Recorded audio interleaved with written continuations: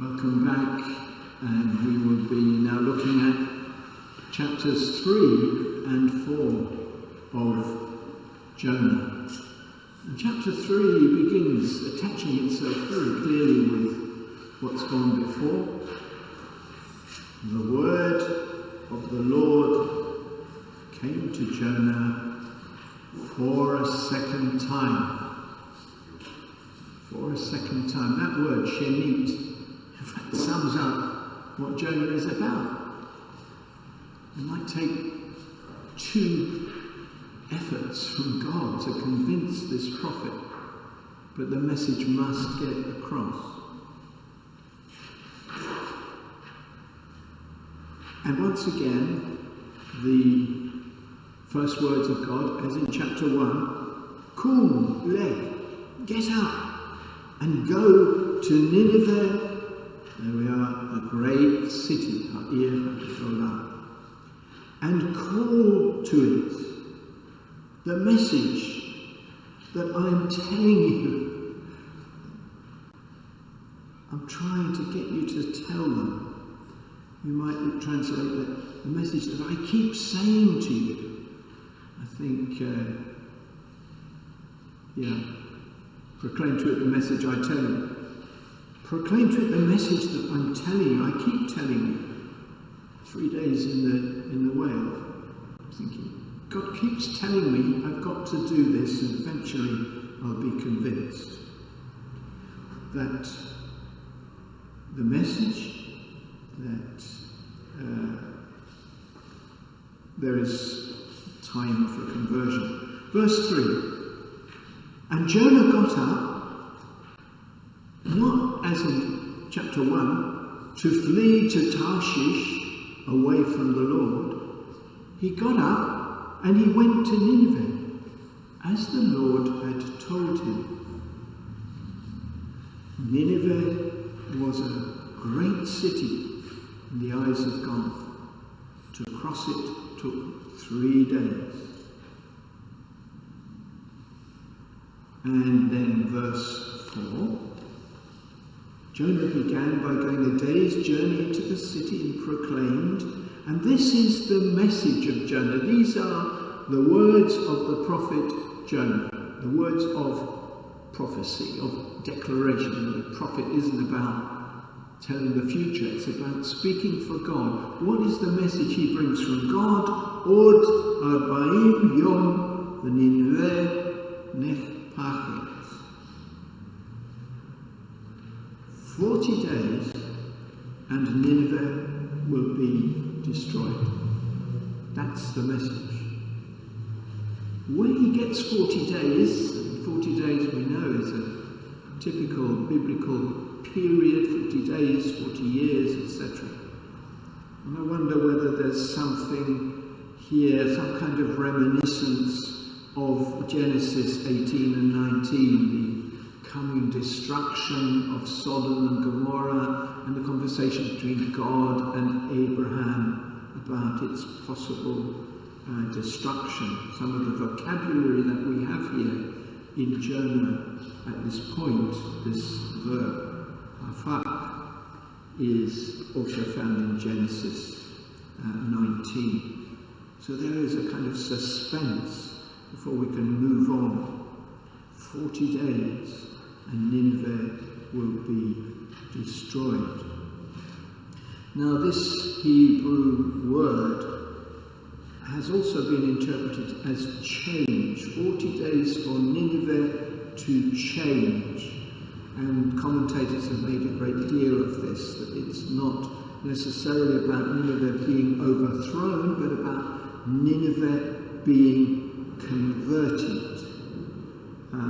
The same word is found when the heart of Pharaoh is changed in Exodus 14:5. But what is the reaction of the Ninevites? Verse 5. The men of Nineveh, what is the next word? Believed in God. Believed in God. That's a very inadequate translation. Believed in God. They declared a fast. They put on sackcloth, from the greatest of them to the least of them. They believed in God. The Hebrew word aman, which is obviously related to the word amen, aman, has more meaning than believe might suggest. Because the Hebrew word aman is about stability and trust and relying, having something to rely on. And we find it at some very significant moments, few of them, but significant moments in the Hebrew Scriptures. Genesis 15:6, Abraham put his belief in the Lord. Believed in the Lord is not adequate. Put his trust in the Lord, and it was considered as justifying him. Of course, the history of that passage, as you know, goes into Paul, goes into the New Testament, and goes into the Reformation well beyond. But the word aman, used there of Abraham. And then Exodus 14:31, the people believed in the Lord, put their trust in the Lord and in Moses his servant. Exodus 14:31. So, being convinced that the Lord was with them once they crossed the sea. And of course, the same word aman is there in Isaiah 7, the words of Isaiah to Ahaz. If you do not believe, you will not be supported. Actually, that's the same word, so we need to translate it. If you do not put your trust or find your reliance in God, you will not be supported. It's almost impossible to translate because it's the concept is so much bigger than our English equivalents. So what do the people of Nineveh do? When Jonah, the book of Jonah says, Ya'aminu, that's not what we had of the sailors. They feared with a great fear, and they made sacrifices and vows. But here we've got this huge concept, Ya'aminu. The people of Nineveh put their trust in God. This is just enormous. And Jonah hasn't even preached properly. He's just sent out a kind of threat, 40 days. And they put their faith in God, belief in God. So quite different from the sailors in chapter 1. There's a commentary. I've already referred to James Limburg, which is Old Testament library, which is quite slim, but a load of good stuff in that. There's also the commentary by Jack Sasson, which is Anchor Bible, which is huge. Consider this has got 350 pages on 4 chapters, and he just goes everywhere with it. You would never, a lifetime you need to read this commentary. But there is also a commentary in the series Berit Olam, which is coming out at present from Collegeville. But the commentary there is in 2 volumes for the 12 minor prophets. So it's not giving that much space to each of them. Well, it is giving considerable space, but maybe not as much as it could. Now, the author of the commentary on Jonah, Sweeney, page 325, he says that the faith of the Ninevites is akin to that demonstrated by the sailors on the ship. And I immediately thought, no, it's not. It's quite different. It's using different vocabulary. It's just using aman as that says it all, and that what it says is something very, Very big, very important. And then I think, yeah, I suppose you could say it's a king, but it's not a king, it's more than that. Which you can see how that works. Chapter 1, we have the sailors already well disposed towards prayer, towards their local gods. They're good people. But then we've got these dreadful Ninevites, the Assyrians. Their cruelty is legendary. And they change completely because of the word brought to them by Jonah. It's something else. And it's the climax. It's the climax, or it's one of the climaxes of the book. And they believe, and they resort to the practices of repentance. So it's fasting and it's sackcloth. And this is where we begin to think about Joel chapter 2 that we read on Ash Wednesday. Come back to me, weeping, fasting, mourning, tear your hearts, not your clothes. So we're getting into that kind of atmosphere of repentance, which, as I said at the beginning, I think the closeness to Joel suggests post-exilic times. And then the greatest of them and the least of them makes a big meal of that. You know, they change the greatest and the least.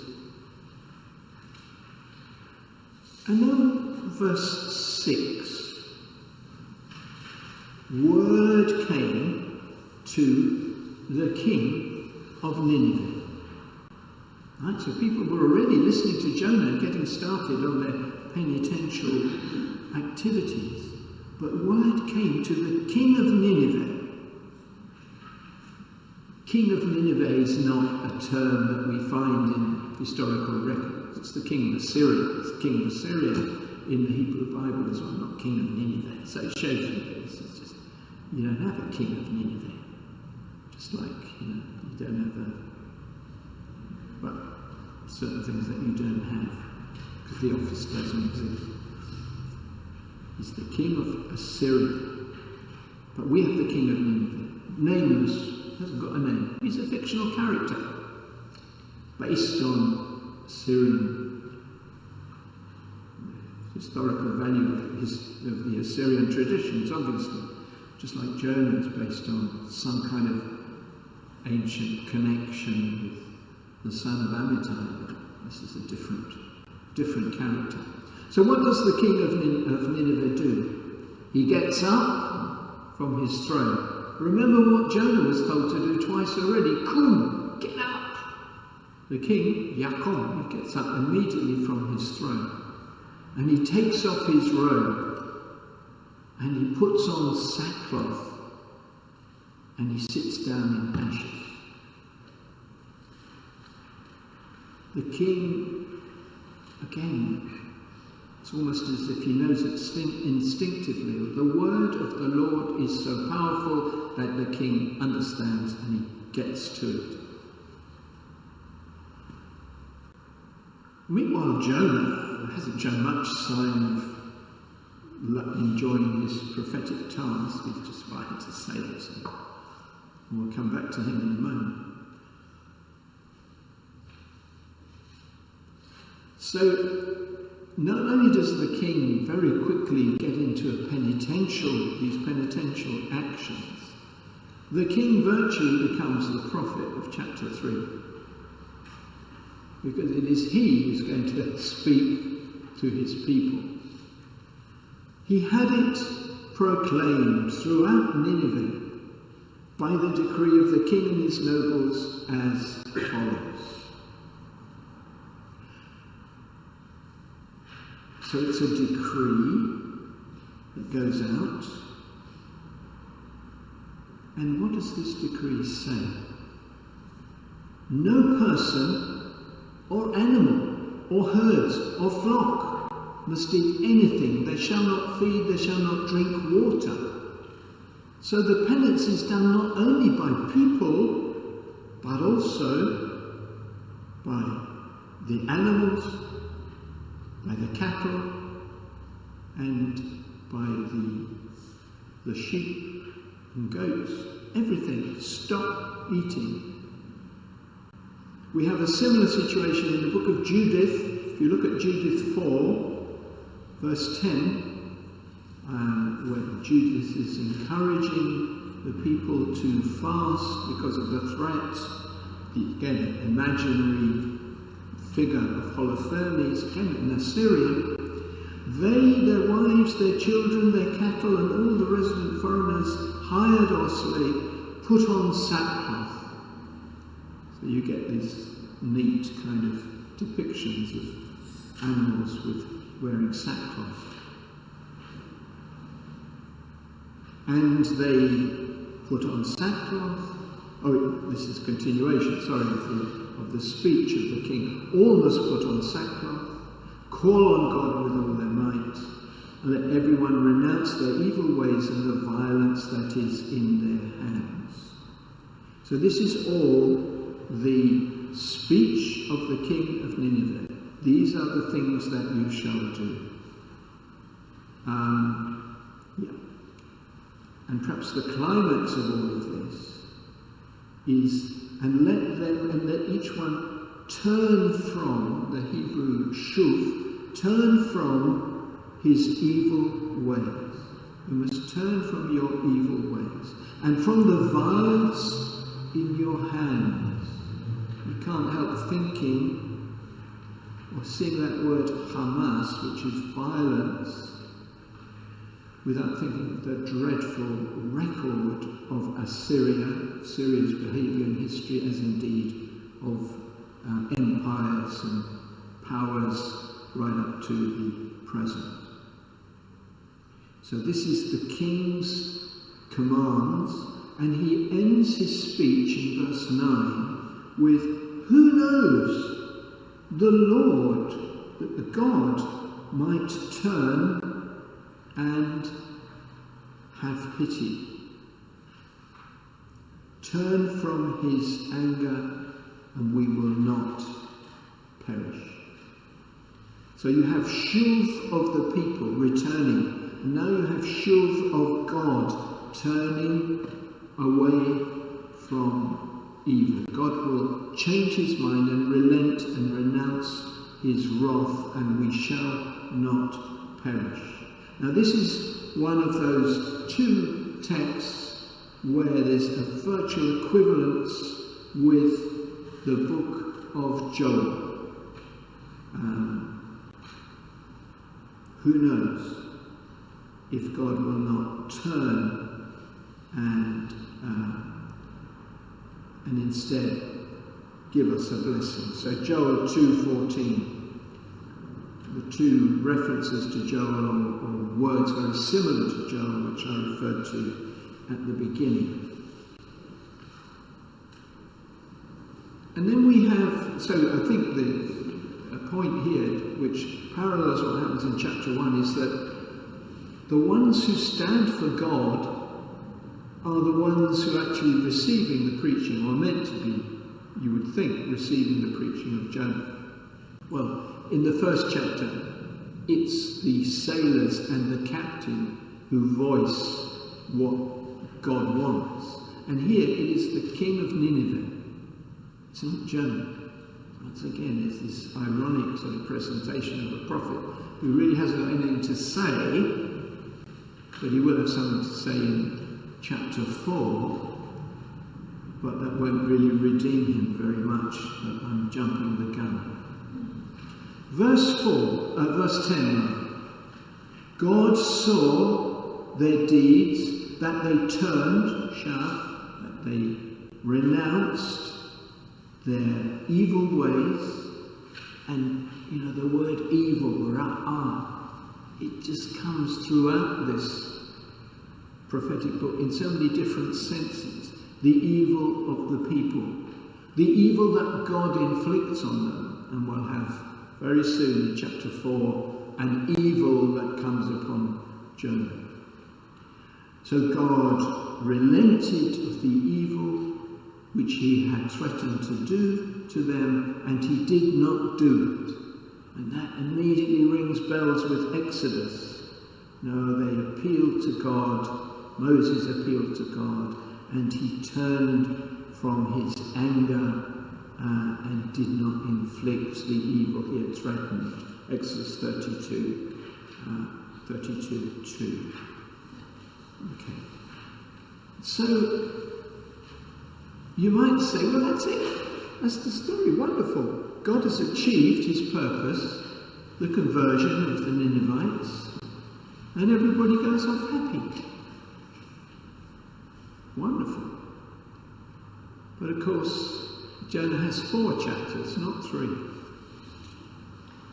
And in some ways, chapter 4 is the most entertaining, so stay with it.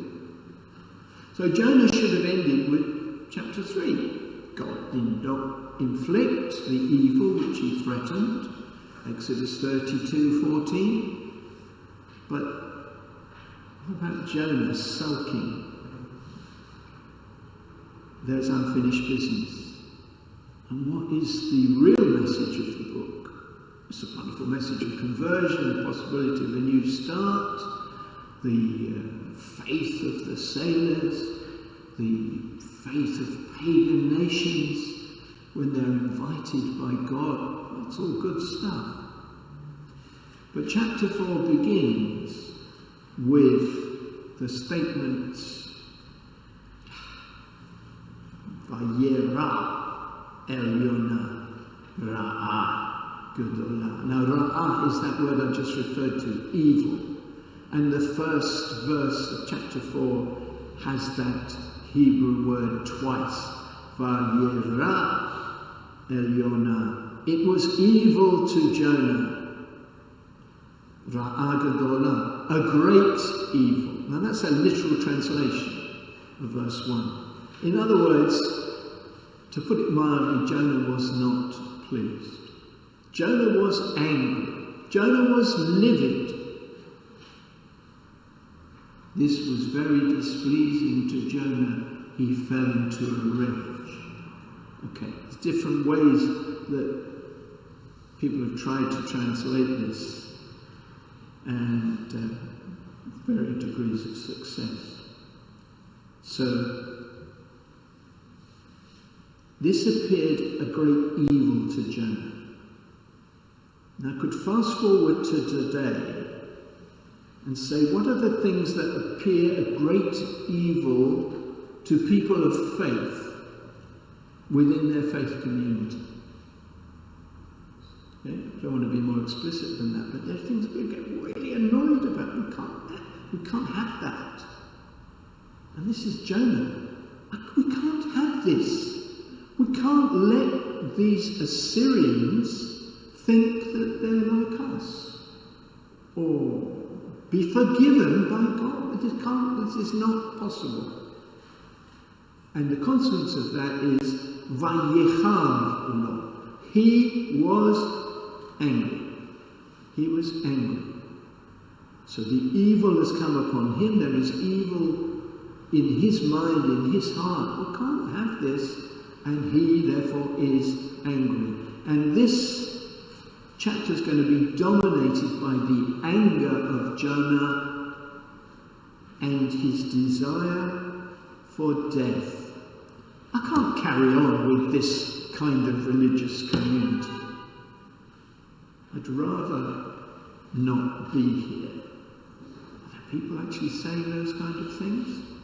No, you can't do this in the church. Vayera El Jonah Ra'ah Gedolah. Vayichar lo. He was angry. So the RNJB has, this was very displeasing to Jonah. This seemed to be a great evil to Jonah, and he fell into a rage.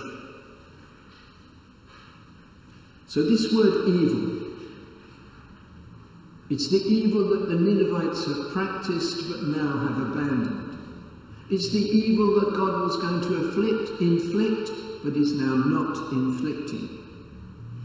But it is in the heart of Jonah. I know these are all different kind of evils, but it's the same Hebrew word that is being used, ra'ah. Nasty word for a nasty thing. And then hara, which is angry. They all use these sort of guttural sounds, and it's a wonderful word for what we're talking about. Let's see then what happens. Verse 2, he prayed. So you say, oh, everything's all right then, he's praying. He prayed in the belly of the fish, and now he prays. I fancy this is more about entering into some kind of dialogue. It's the root, it's a hifil of palal. So I wouldn't worry too much about the exact meaning of it. But he prayed, or he spoke, or attempted to talk to God. And he said, look, Lord, isn't this what I said when I was in my own land and I decided to flee to Tarshish because I knew it's all about him. It's all about me, I. And in Hebrew you get this with the final sound, which is E. Devari, ad hiyoti, al admati, al ken kidamti, liberat tashisha ki yadati. I knew. It's all about him. And being a prophet is not all about you, Jonah. You do that in the seminary. You sort all that out. When you're out there preaching, it's not all about you. We have 5 times that final E sound. He says, look, I knew, and then, you are a God who is merciful, compassionate, slow to anger, rich in mercy, and forgiving of evil. You say, oh, Jonah, you finally got it. But he says that, but he doesn't like it. And the final statement, remember, this is the statement, the description of God in Exodus 34:6. Except that the final element there, which is translated in the RNJB, you relent of inflicting disaster, nicham al-hara'ah. You turn back from evil, from inflicting evil. Remember that sense of evil that God inflicts in punishment. So Jonah says, I knew this. This is the way, for example, Joel is preaching, a God of forgiveness, that there can be a new start. So this is identical. These words are identical to Joel 2:13, a complete match. But they've added one element to the original of this, which is in Exodus 34:6. So you are El Chanun V'Rachum Erech Apayim V'Rav Chesed, rich in Chesed, rich in love, V'Nicham Al Hara'ah. And you regret evil, you turn away from inflicting evil. So if you get a chance, I know what you're like, you'll forgive people. This is Jonah saying to God. It's just like some of those people in the Catholic Church. They're too ready to forgive. Mercy, mercy, mercy, mercy. It's all they talk about is mercy. Jonah doesn't like that. So I knew this, and that's why I went to Tarshish, but I didn't want any part of this. God is not playing by the rules. This is not our faith, says Jonah. And I'm losing my credibility as a prophet, because I went and told them 40 days and you'll be destroyed, and then within 24 hours, they've all changed, and they're fasting, and sackcloth, and all the rest of it. But he hasn't finished.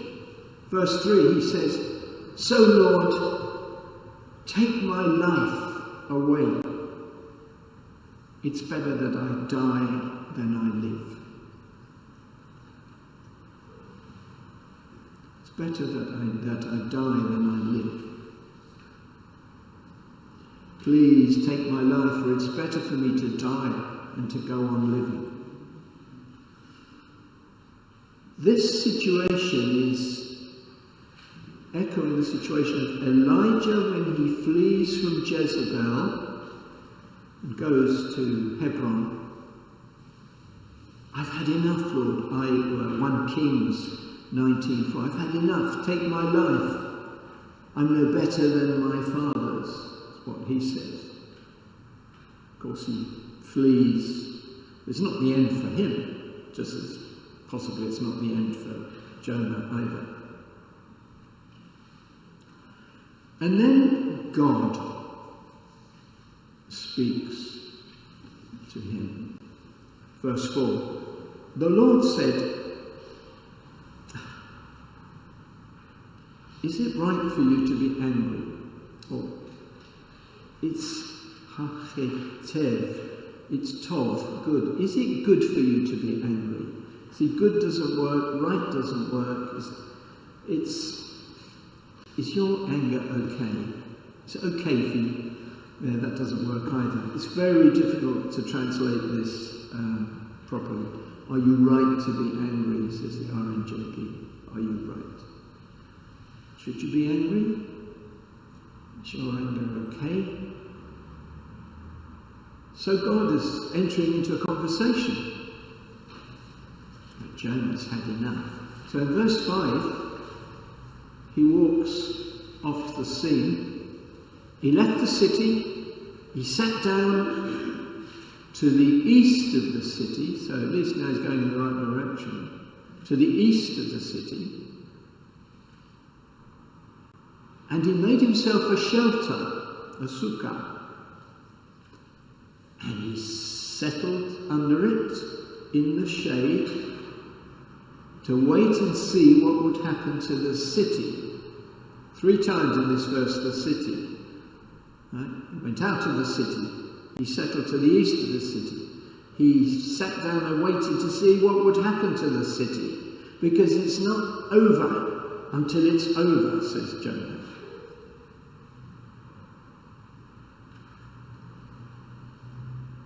He wants to know, Ma yihyeh ba'i, what's going to happen in the city. Okay. So then, God hasn't finished with him. Thank God. Thank you, God. God then is going to do a few things. Just as he arranged for the fish, he's now going to arrange for a plant, or a bush, or a castor oil plant. In Hebrew it's kikayon, and we don't really know what plant it is, but it's been translated in various ways. But it's a plant that grows fast, so that it grows up and gives shade for Jonah. And this is designed to give shade for his head, to deliver him from his evil. Mera or to. It's again that same root. It's a nice plant. It's like being in an oasis. There's all the dates and the figs and the people, and it's all wonderful. It's, I'm going to be fine now. So God arranged this. I've got to give him a bit of a break, says God. So he gives him a bit of a break. And what happens to Jonah? Vayisma Yonah al hakikayon simha gedola. He rejoiced in the kikayon, in the plant, with a very great joy. He said, everything's okay now. I've got my drink, I've got my feet up, it's not too much sun, there's the pool down there. I'm fine, says Jonah. God has freed him from his evil. That was a bit too optimistic, I think. because God hasn't finished. So God arranges that a worm, at dawn on the next day, should come and attack the plant, and it withered. So, I mean, this is what you call divine pedagogy, the way God arranges things for us so that we learn, maybe. I don't know whether Jonah learned or not. So, when the sun rose, God ordained further in verse 8 that there should be a scorching east wind. Not only the worm, which has got rid of the plant, but the sun beat down so hard on Jonah's head that he was overcome and begged for death and said once again, he asked that he could die, and he said it's better to die than to live. Similar issues in 1 Kings 19 about Elijah. So, God once again asks him, as he did earlier in verse 4, in verse 9, Vayomer Elohim, and God said to Jonah, is it okay for you to be angry about that plant? So you were generally angry, and I wasn't sure about that, and now you're angry about this plant. What does Jonah say? It's right for me to be angry until death. I can be as angry as I like, and I'm never going to stop being angry.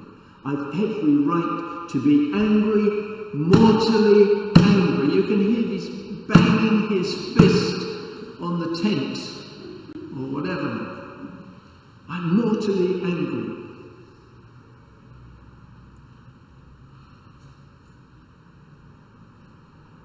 Jonah has spoken his last words, but God hasn't. So the final two verses of the book of Jonah, a long question from God. It's what's called in Hebrew kal vachomer structure. Compare one thing to another thing. So God said, now, in both parts of this speech, which is verse 10 and verse 11, there figures the Hebrew verb hus.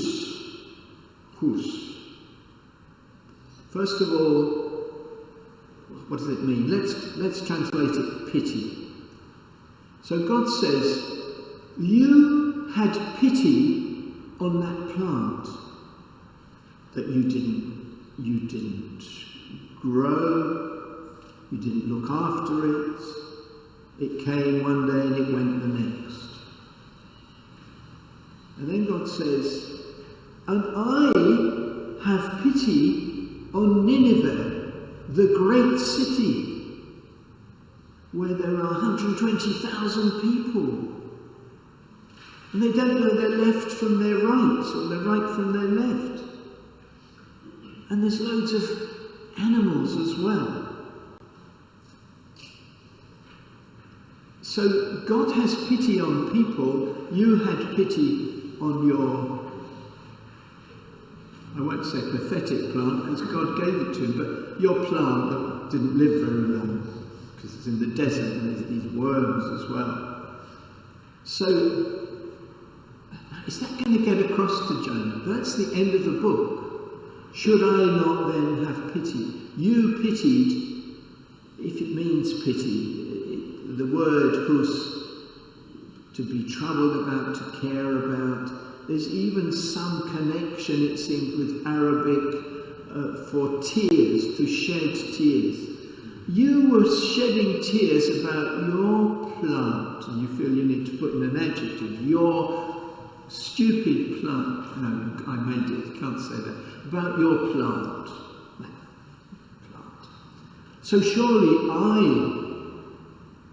am right to shed tears about 120,000 people, about millions of people in the world who don't know the difference between right and wrong, who are there waiting to understand God's mercy and God's goodness. Surely you can get that, and you can thank God that you were the unwilling instrument in people understanding that they should move from wickedness to goodness. So, just to conclude, Jonah, the whole book presents questions. Questions for Jonah. St. Jerome ends his commentary on Jonah by quoting Luke 15:32. Yes, prodigal son. God is saying to Jonah, we had to celebrate and rejoice because your brothers and sisters and the animals here were dead and they've come to life. They were lost and are found. The father in the parable is saying it to the elder son, the righteous one, the one who's never done anything wrong. And now God is saying this to Jonah. Look, we need to try and get these people on board too. You know, they may have been wicked, but they've got a terrible reputation, but if we tell them that God is merciful, they might change. So it's a question for Jonah. It's a question for us as well, because we exclude people. That's all we do. Well, sorry, I'm exaggerating, but we tend to put people in categories and say, well, Catholics are quite good and so are Christians, but we're not sure about the rest. This is a question for everyone who considers, you know, oh, we're good and the others aren't. Yeah, the Pharisee and the tax collector in Luke. For those who consider that they're bad and they don't know their way out of it. And Jonah will say, there's a way out of it. The Assyrians changed their lives. It's an unsatisfactory ending to the book, you might say, but then Mark's Gospel ends in an unsatisfactory way. Parables of Jesus end in unsatisfactory ways, so you wouldn't want it any different. But the Midrash of Jonah, and I got this from Sasson's commentary, so I think this is probably medieval, and they add, the rabbis add, when God finished speaking, at that very moment, Jonah fell flat on his face and said, Lord, direct your word according to the attribute of your mercy, as it is written, mercy and forgiveness belong to the Lord our God. So the rabbis wanted Jonah to be a good prophet, and they finished the Midrash with Jonah being a good prophet and saying, yeah, it took me a long time to get this, but I get it now. And we Christians maybe might take us a long time to get it, but we get it. We're going to get it. We're going to understand that at the heart of Judaism, of Christianity, of all true faith, is a God who is love, a God who is mercy. And sometimes the people who resist that most are the holy ones. Thank you very much for listening to this very lengthy exploration of Jonah. I'm sure there are many things I have missed and many things that I have perhaps misrepresented, but I do hope that it will invite you to have a look at this fascinating, apparently simple book and say it's actually so close to the heart of the message of Jesus in the Gospel. I think we're going to have time now for some questions, so Dr. Sean Ryan is going to join me and perhaps ask me a few questions, or make a few, actually it'd be good if you want to make a few comments maybe things that need qualifying. Thank you. I think first of all we want to thank Adrian very, very much for his wonderful talk.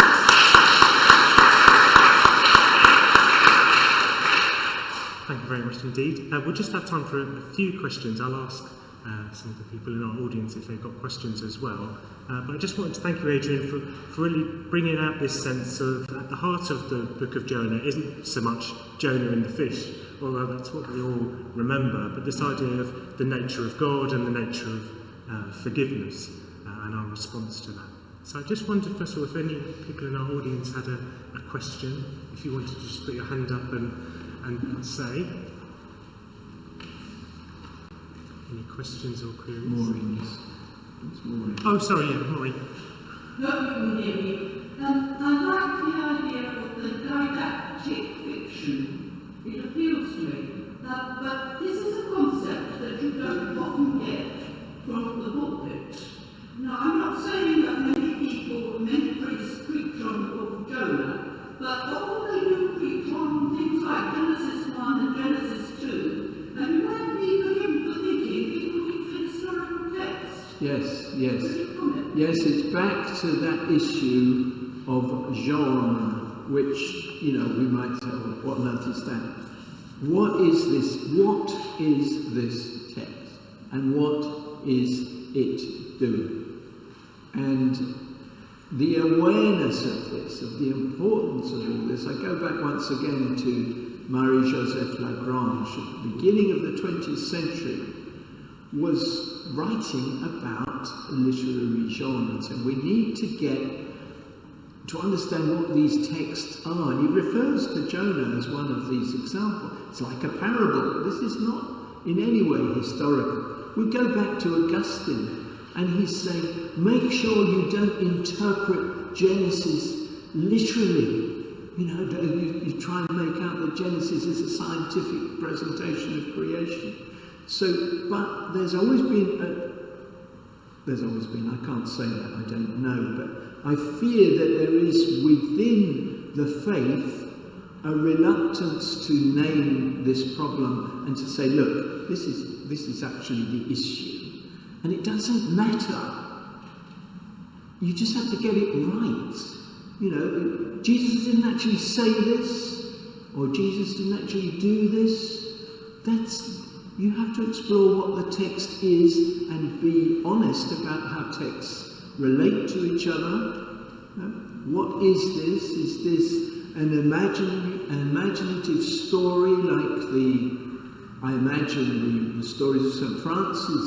Many of them have been created. And so we're dealing with that very serious issue of what am I dealing with here? And obviously in Jonah, don't tell me. I mean, it cannot be historical, even though for a long time, and for many Christians, they have to maintain it's historical because that's how they see Scripture, and they do not want to disrespect God's word. So until they're told there's this issue of genre that we have to come to terms with, a lot of priests will just err on the side of being safe. Sorry, far too much. Thank you, Adrian. Are there other questions that people would like to raise? Please just raise your hand or speak out. Otherwise, I've got a few questions as well. There we go. We can come back to people in a moment. But, I mean, thank you very much. It was really wonderful, the points you drew out. I wondered, because you spoke about this kind of depiction of God as a merciful God and the forgiveness of God that emerges, picking up language and imagery from Exodus and Joel. I wondered if you'd say a little bit more about how the idea of God as creator and the creation, where you've got the image of, as you mentioned, the domestic animals as well as the people repenting. This idea of another aspect of the book of Jonah is this notion of God as creator, not just of human beings, but of all creation. I just wondered if that was an aspect as well that you reflected on. I think that's obvious that there are within Scripture different bits of theology, different ways of speaking of God. Obviously, I thought you were going to ask me, so I'll answer this question first of all, that God is merciful, but you're going to say, oh yeah, but God is dreadfully angry about sin and punishment in other parts of the Bible. So which bit are we going to take seriously? We have to come back to the understanding that the Bible is communicated to human beings, and human beings will gradually learn the truth that God wishes to convey. And obviously in relation to mercy, it comes to a climax in Jesus Christ, or Christians would say.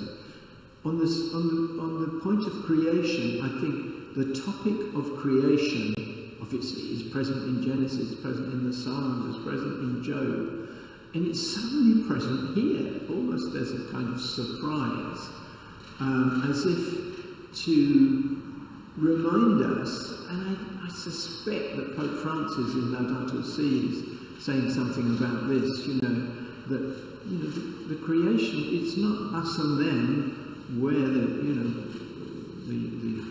intelligent beings and the rest of creation. It's we are all together in some way. So I would just say how refreshing it is that Judith 4 and Jonah 4 have got, or Jonah 3, have got this sort of idea of the animals are with us on this, and I think a lot of people will really appreciate that, and maybe it's going to feed our theology in that direction of something which is, more ecological, more respectful of the whole of God's creation. But that happens over time, doesn't it? Thank you. Are there other questions people have got? Don't be shy, just you can shout them out. I can always repeat them for the microphone if you would like. Oh yes, Paul. I might have missed it because my mind was elsewhere. Does the name Jonah have any significance? Well, it means dove. Dove. Dove in Hebrew. But I can't see much that is dove-like. I'm sure there are, maybe the fathers, commentators have made, Jewish and Christian will have made something. I don't know if you're aware of any way in which that name has, because it is quite, the fact that lots of Hebrew words mean something and it's obvious and it's helpful, like Elijah, God is, the Lord is my God, but Jonah, dove, yeah, so what? That's the problem. Yeah, great. So Adrian, you related chapter 4, verse 3, to Elijah. Yeah. Because at one stage in Elijah's life, he thought he was on his own. Yeah. And then it was revealed to me that, look, you are not the only prophet left. You've got about 750 Yes. out there. Yes. So, where is the comparison? But the comparison is that the same thing. because Jezebel's out to get him, he wants to escape. Yeah. And so his issue is fear for his life, which is probably quite justified.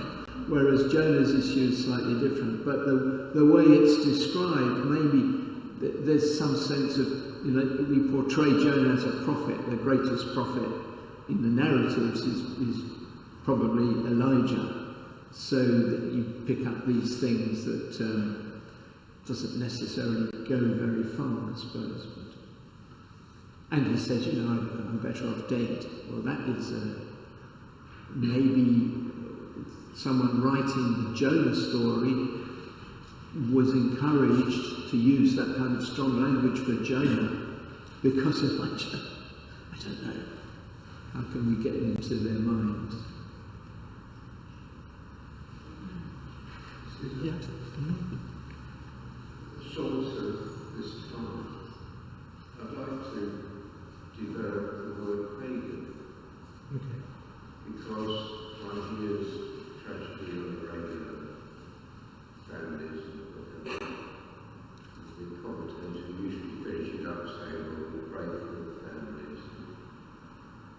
And one just words coming out, or whether they believe it, whatever their faith might be, or they might be pagans.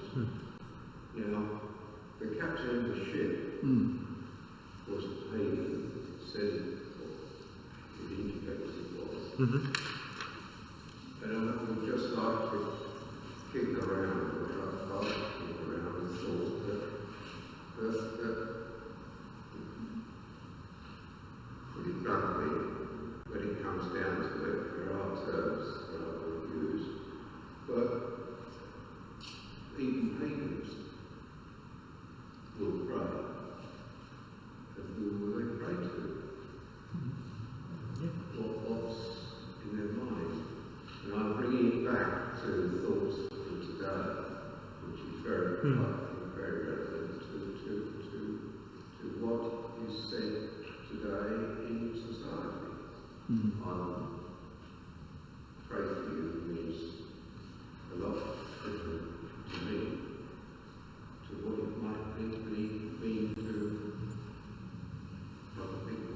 Yeah, no, thank you. So I'm not sure if everyone could hear, but the question was just to do with the idea of, for example, like the sailors in chapter 1, the idea of people who aren't of Christian faith might be referred to as an unbeliever or a pagan, and the understanding both of when someone outside the faith prays, who do they pray to, or praying on behalf of them. So just when Adrian might reflect a little bit on that, particularly in relation to Jonah and the captains, because you spoke a lot about how they kind of praise, and at times one was doing what Jonah should be doing at times. Yeah, exactly. So what is our definition of pagan? I think Jonah 1 encourages us to say, well, from the point of view of Judaism, these sailors would be, how would we describe them? Goyim? Or, ethne?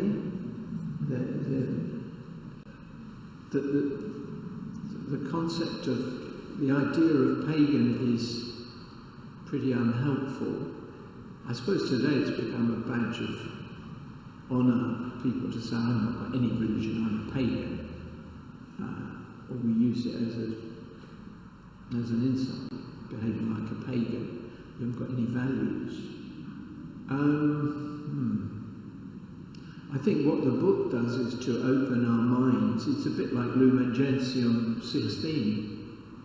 It talks about the faith that we find, first of all, in other Christians, in other religions, but also in people who worship God as natural religions, and so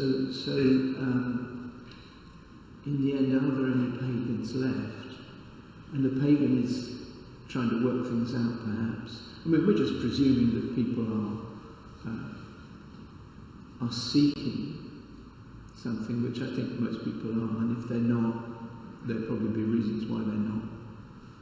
So I think it's a very refreshing attitude to people beyond the confines of faith and what they can teach us, and a huge lesson to the kind of political attitudes in the world today, which sort of enclose and do not are not open to the other.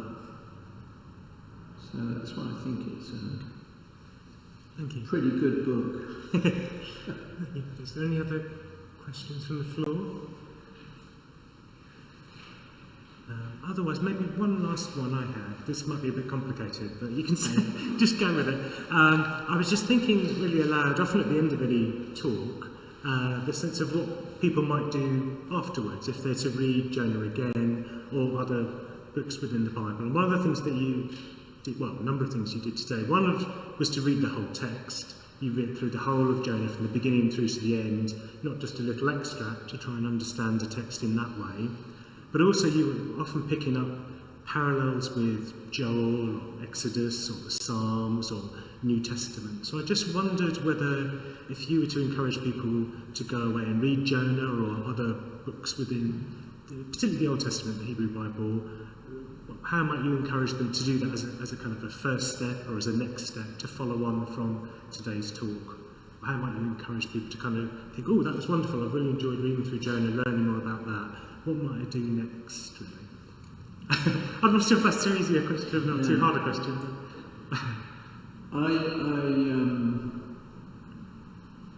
It's very easy for me to go just read the Old Testament. I often say that in church, without realising that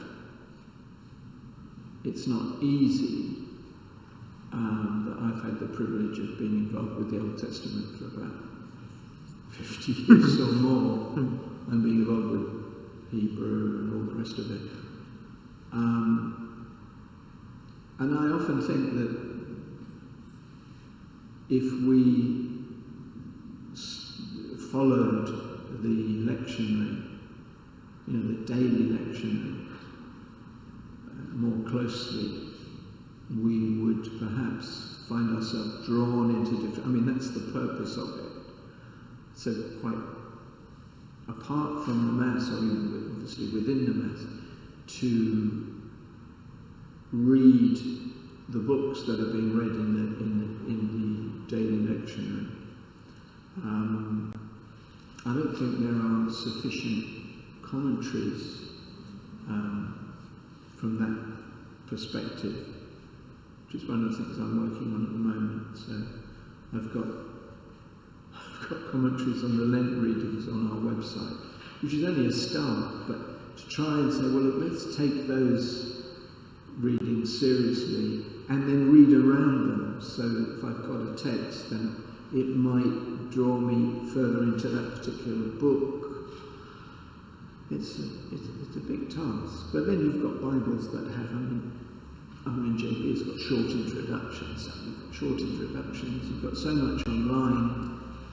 I don't know whether I've answered the question. No, that's helpful. I think that idea of reading the daily readings and where there are material, particularly on the website, one of the websites I was going to plug as well a little bit, the What Good News website for today, where there's various resources available on there as well. I think, one of the things when I was involved in ecumenical dialogue, and we were having, say, the Methodist Eucharist, and they were thinking, oh, what text shall we have? And they ended up choosing their favourite text. And I thought, isn't it great we've got a lectionary? Because we haven't got favourite text. That's the text for today, and you've got to read it. Well, you can sometimes not read it and read something different. But the fact that through Vatican II, liturgical reforms, we're being given all these texts. We need more variety.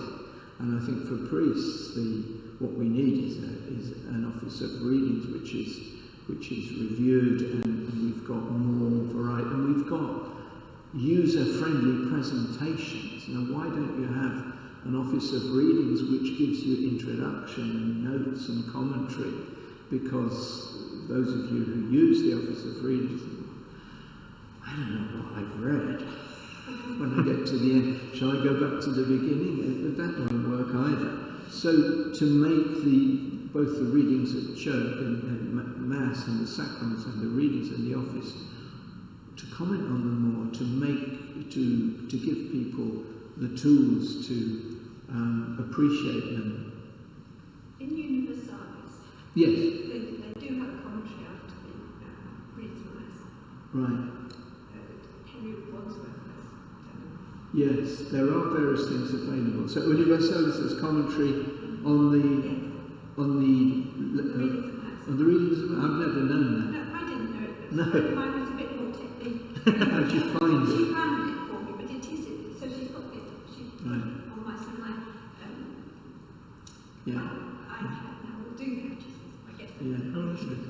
From Universalis. That's good. That's good. Excellent. Good. Well, thank you very, very much indeed. So just a final thank you to Adrian for a really wonderful presentation, taking us through the text of Jonah, kind of thoughtfully picking out the kind of theology of the text and really deepening our understanding of that. So, and thank you very, very much indeed today, Paul Samuels, who's our technical expert for making today's talk available online, both the live stream and the recording. The recording will be made available on the What Good News website, so www.whatgoodnews.org. So in a few days, that recording will be available to kind of watch again, or to tell your friends to have a look at it if they haven't seen it so far. And as I said, today's presentation was also part of the Catholic Biblical Association of Great Britain, and we've got an email address. It's quite long. Catholic Biblical Association, all one word, .gb@gmail.com. So if people would like to email us to be put on the mailing list, we'll tell you also when the next talks are coming in the next academic year. So Catholic Biblical Association, .gb@gmail.com. But in the meantime, thank you very, very much indeed. Thank you so much, Adrian, for your talk today, for everyone who's joined us, both in person here in Essex and online. Thank you very much. Thank you very much.